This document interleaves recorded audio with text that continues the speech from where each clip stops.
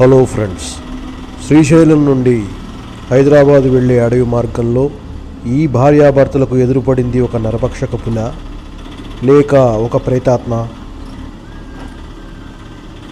ఈ వెన్నులో వణుకు పుట్టించే భయానక సంఘటన వారి జీవితాలను ఎలా మార్చేసింది? వారిని ఈ రక్తపిశాచి నుండి రక్షించింది ఎవరు?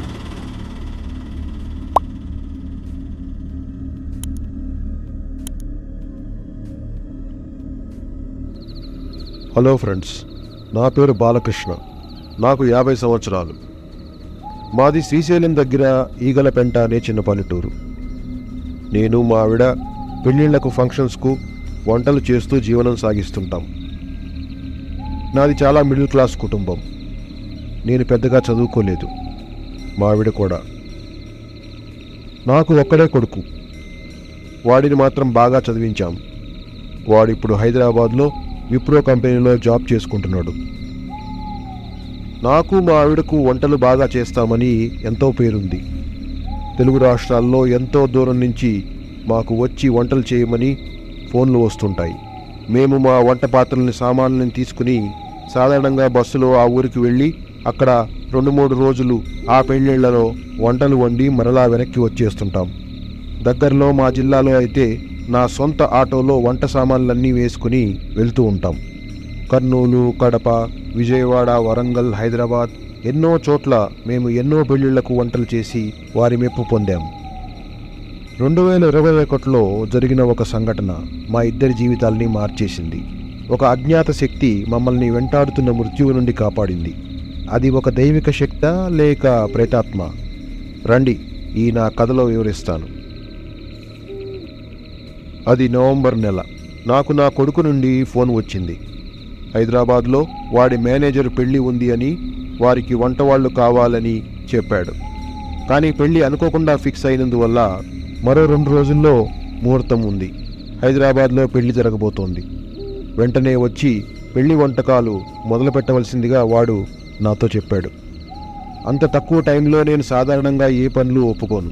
కానీ మా వాడి మేనేజర్ పెళ్లి కావడం వల్ల తప్పని పరిస్థితుల్లో పని ఒప్పుకున్నాం. హైదరాబాదు ఇక్కడికి సుమారుగా 240 కిలోమీటర్లు. అందువల్ల నా ఆటోలోనే వంట సామాన్లు, పప్పులు, ఉప్పులతో సహా అక్కడికి వెళ్ళాలని నిర్ణయించుకున్నాం. నా ఆటో మంచి కండిషన్లోనే ఉంది కాబట్టి 5-6 గంటల్లో హైదరాబాద్ చేరుకుంటాం. మరునాడు ఉదయం మా ఆవిడకు కొంచెం సుస్థిగా ఉండడం వల్ల ఆలస్యంగా లేవవలసి వచ్చింది.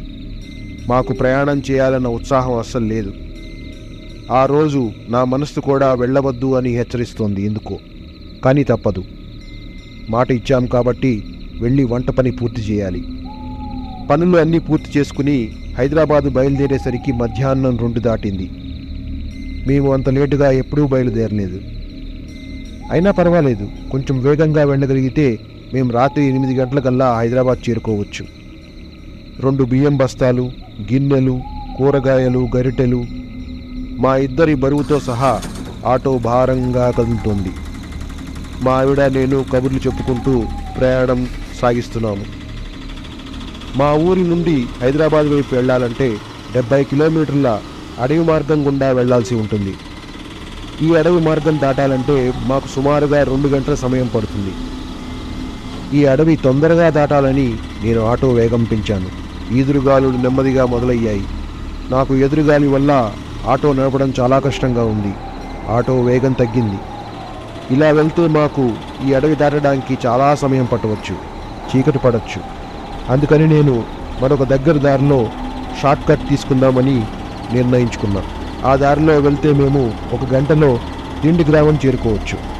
కాకపోతే అది ఒక మట్టి రోడ్డు, దట్టమైన అడవి నుంచి వెళ్లాల్సి ఉంటుంది.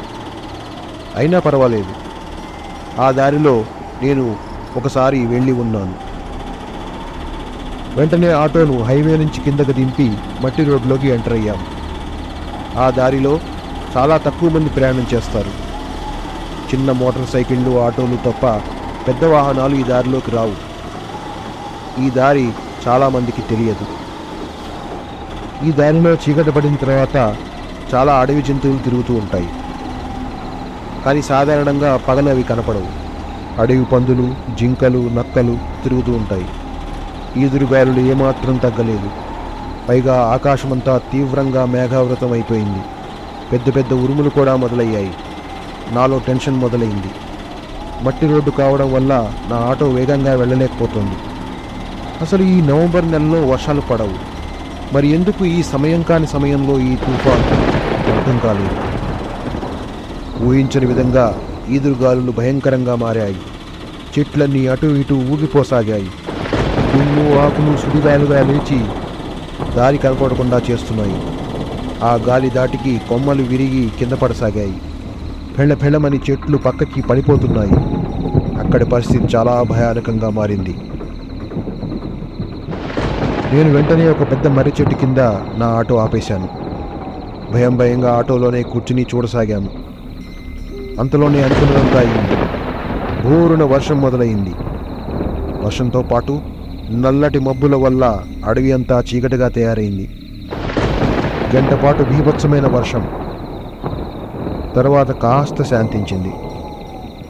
ఎలా వచ్చిందో ఈ తుఫాన్ అంతే వేగంగా వెళ్ళిపోయింది. క్షణాల్లో అడవి అంతా నిశ్శబ్దంగా మారిపోయింది. అప్పుడు సమయం సాయంత్రం 5 గంటలు. దారి అంతా మసకమసకగా నాకు సరిగా కనపడట్లేదు. అయినా సరే ఎలాగోలా ఈ అడవి దారి తొందరగా దాటాలని ఆటోను ముందుకు పోనిచ్చాను. ఆ మట్టి దారిలో రోడ్డు మీద అంతా చిందరవందరగా పడి ఉన్న కొమ్మలు, ఆకులు, వర్షం నీళ్లతో అంతా బురదగా మారిపోయింది. ఆటో డ్రైవ్ చేయడం చాలా కష్టంగా ఉంది. అంతలోనే రోడ్డుకు అడ్డంగా ఒక పెద్ద చెట్టు పడి ఉండడాన్ని గమనించా. దగ్గరికి వచ్చేదాకా అది నేను చూడనే లేదు. వెంటనే ఆటో బ్రేక్ గట్టిగా ఒత్తినప్పటికీ బురదలో బ్రేకులు పడలేదు. ఆ వేగానికి ఆటో బురదలో జారుకుంటూ రోడ్డు పక్కన ఉన్న ఒక గుంటలో దిగబడిపోయింది. దాని వెనుక టైరు బురదలో ఇరుక్కుపోయింది. ఎంత రేస్ చేసినా ఆటో ముందుకు కదలలేదు. చాలాసేపు ఇద్దరం కలిసి ఆటోని ముందుకు తోసినా అది ఒక్క అంగుళం కూడా ముందుకు కదలలేదు. మా ఇద్దరికీ భయంతో అంత చలిలో కూడా చెమటలు పట్టడం మొదలయ్యాయి. సహాయం కోసం ఆ దారిలో ఎవరైనా వస్తారేమోనని ఎదురు చూడసాగాము. ఎంతసేపు చూసినా ఆ దారిలో ఎవరూ రాలేదు. 1 గంట గడిచిపోయింది. చుట్టూ చిమ్మ చీకటి అలుముకుంది. ఏం చేయాలో అర్థం కావట్లేదు. ఇంతలో దూరంగా ఒక మోటార్ సైకిల్ వస్తున్న శబ్దం వినపడింది. చీకట్లో దాని హెడ్లైట్ వెలుగు మాకు దేవుడు పంపిన వరంలాగా కనపడింది. అతి కష్టం మీద రోడ్డు మీద ఉన్న చెట్టు కొమ్మలను దాటుకుంటూ ఆ బైక్ మా దగ్గరకు వచ్చి ఆగింది. దాని మీద ఒక ముసలాయన కూర్చున్నాడు.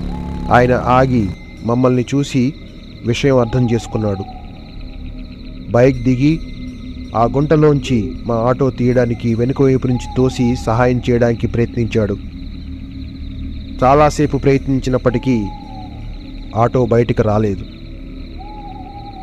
చాలాసేపు ప్రయత్నించిన ఆ ముసలాయన ఇక తన వల్ల కాదని, తాను పక్కనే ఉన్న కోయగూడెంలో ఉంటానని, అక్కడకు వెళ్ళి మరికొంతమందిని తీసుకొస్తానని చెప్పాడు.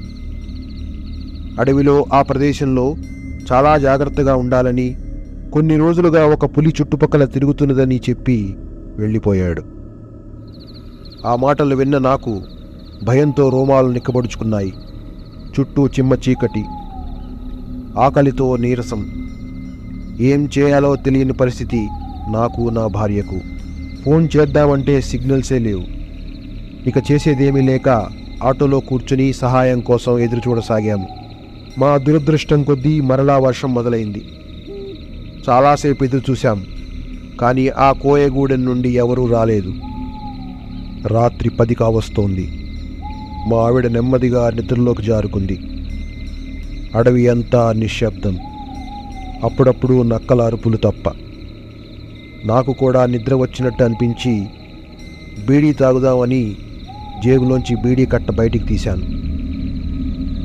అగ్గిపెట్టి తీసి అగ్గిపుల్ల వెలిగించగానే ఆ మసక వెలుతురులో నా ఆటో ఎదురుగా 10 అడుగుల దూరంలో ఒక పులి రోడ్డుపై కూర్చుని కనిపించింది. అది మా వైపే చూస్తోంది. అది చూడగానే నా గుండె జారినంత పనైంది. వెలుగుతున్న అగ్గిపుల్ల మిణుకు మిణుకుమంటూ ఆగిపోయింది. అనాలోచితంగా హే భగవాన్ అని నా నోట్లో నుండి గట్టిగా అరుపు వచ్చేసింది.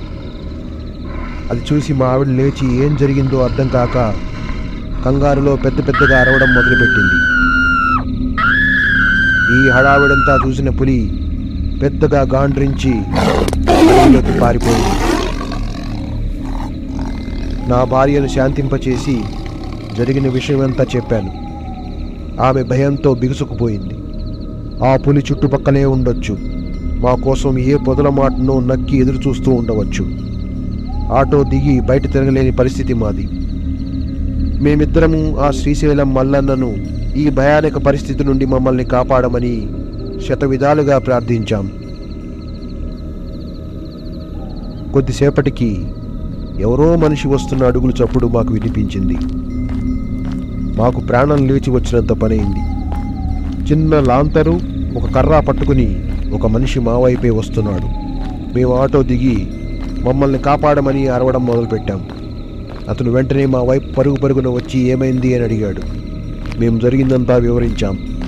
ఆ పులి ఇక్కడ ఎక్కడో ఉందని, మమ్మల్ని చంపేయవచ్చని, రక్షించమని ప్రాధేయపడ్డాం.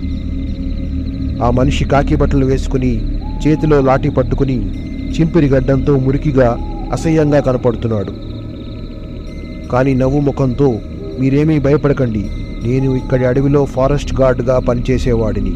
ఆ ఉద్యోగం మానేసి ఇప్పుడు అక్కడికి దగ్గరలో ఒక పాత మూసివేయబడిన ఇంజనీరింగ్ కాలేజీ భవనంలో గార్డుగా పనిచేస్తున్నాను. రండి, నాతో వచ్చి ఈ రాత్రికి అక్కడ విశ్రాంతి తీసుకోండి. రేపు పొద్దున్నే మీరు వెళ్ళిపోవచ్చు అని అన్నాడు. బతుకు జీవుడా అని వెంటనే అతనితో వెళ్ళడానికి ఒప్పుకున్నాం. అతను ఆటో వెనుక వైపుగా వెళ్ళి తోయగానే విచిత్రంగా ఆటో గుంటలో నుండి బయటకు వచ్చేసింది. సంతోషంతో మేము ముగ్గురం కలిసి నెమ్మదిగా ఆ మట్టి రోడ్లో ప్రయాణించి 10 నిమిషాల తర్వాత అతను చెప్పిన బంగ్లా దగ్గరికి చేరుకున్నాం. అంత అడవి మధ్యలో అంత పెద్ద భవనం ఎందుకు కట్టారో నాకు అర్థం కాలేదు. పిల్లలు ఎవరు వచ్చి ఈ కాలేజీలో చదువుతారు? అందుకనే మూసివేసి ఉండొచ్చు. చూడడానికి బూత్ బంగ్లాలా ఉన్నది. ఆ మనిషి తన పేరు బుచ్చయ్య అని, ఇక్కడి బంగ్లాకు కాపలాగా ఉంటానని చెప్పాడు. గేట్ తాళం తీసి మమ్మల్ని లోపలికి తీసుకెళ్లాడు. లోపలికి వెళ్ళగానే బంగ్లాలో పెద్ద హాలు. ఆ హాలుకి అటు ఇటు తరగతి గదులు. మాకు ఒక ఖాళీ గది చూపించి అందులో మా సామాన్లు పెట్టుకుని విశ్రాంతి తీసుకోమన్నాడు. అప్పటికి రాత్రి 11 అయ్యింది. మాకు చాలా ఆకలిగా ఉంది. మా దగ్గర కావలసిన సామాన్లు అన్నీ ఉన్నాయి కాబట్టి వంట చేసుకుందామని అతన్ని అడిగాం. అది వినగానే బుచ్చయ్య ముఖం వెలిగిపోయింది. చాలా రోజుల నుండి తాను కడుపు నిండా భోజనం చేయలేదని, సంతోషంగా తింటానని చెప్పాడు. మా ఆవిడ అతను చేసిన సహాయానికి కృతజ్ఞతగా రకరకాల పిండి వంటలు చేయడానికి ప్రయత్నాలు ప్రారంభించింది. నేను బుచ్చయ్య బయట అరుగు మీద కూర్చుని పిచ్చాపాటి మాట్లాడుకోసాగాం. అతను ఎన్నో అడవి కథలను నాకు వినిపించాడు. ఈలోగా లోపల నుంచి మంచి కమ్మని సువాసనలు రాసాగాయి. భోజనానికి రమ్మని మా ఆవిడ పిలవగానే ఇద్దరం వెళ్ళి కూర్చున్నాం.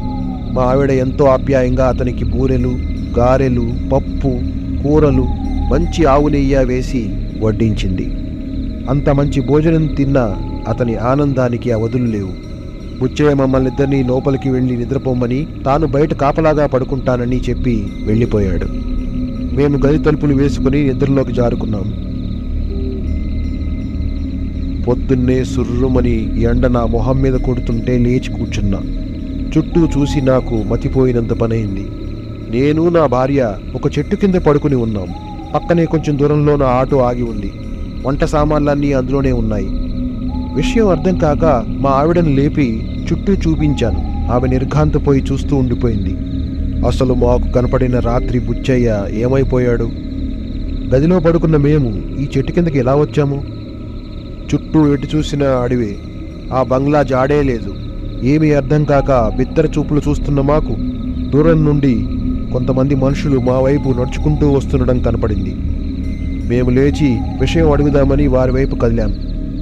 వారు వచ్చి వారందరూ దగ్గరలోని కోయగూడు నుండి వస్తున్నామని, మీ ఆటోని గుంటలో నుండి బయటికి లాగి సహాయం చేద్దామని వచ్చామని చెప్పారు.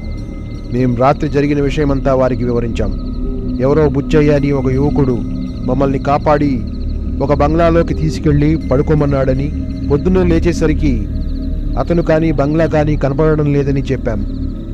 ఆ విషయం విన్న కోయ వాళ్ళందరూ ఆశ్చర్యపోయారు. అక్కడ ఎటువంటి బంగ్లా లేదని, వాచ్మెన్ ఎవరూ కూడా అక్కడ ఉండరని చెప్పారు. అది దట్టమైన అడవని, అక్కడ ఎటువంటి కట్టడాలు లేవని వివరించారు. అది విన్న మా ఇద్దరికి మైండ్ బ్లాంక్ అయింది. మరి రాత్రి మాకు కలిసిన ఆ వ్యక్తి ఎవరు? దెయ్యమా లేక దేవుడు పంపిన సహాయమా? ఆ కోయవాళ్లలో ఒక వ్యక్తి బుచ్చయ్య అనే ఫారెస్ట్ గార్డ్ 10 సంవత్సరాల క్రితం అక్కడ ఉండేవాడని, అతనిని ఒక పులి చంపి తినేసిందని చెప్పాడు.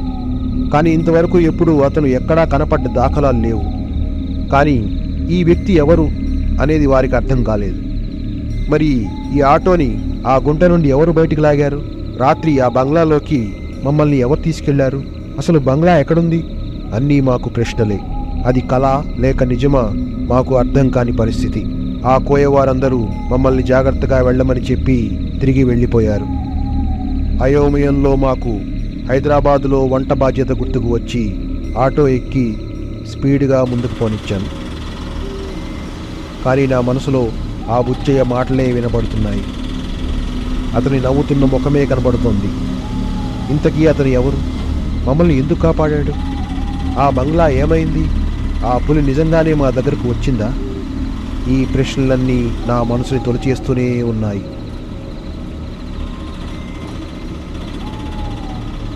ఫ్రెండ్స్, ఈ స్టోరీ మీకు నచ్చిందని అనుకుంటున్నాను. తప్పకుండా లైక్ చేసి మా ఛానల్ని సపోర్ట్ చేయండి. సబ్స్క్రైబ్ చేసుకుని మీ మిత్రులకు షేర్ చేయండి. ఇలాంటి మరిన్ని వైల్డ్ హర్రర్ స్టోరీస్తో త్వరలో నెక్స్ట్ వీడియోలో కలుద్దాం. Thank you so much. జై హింద్. శుభరాత్రి.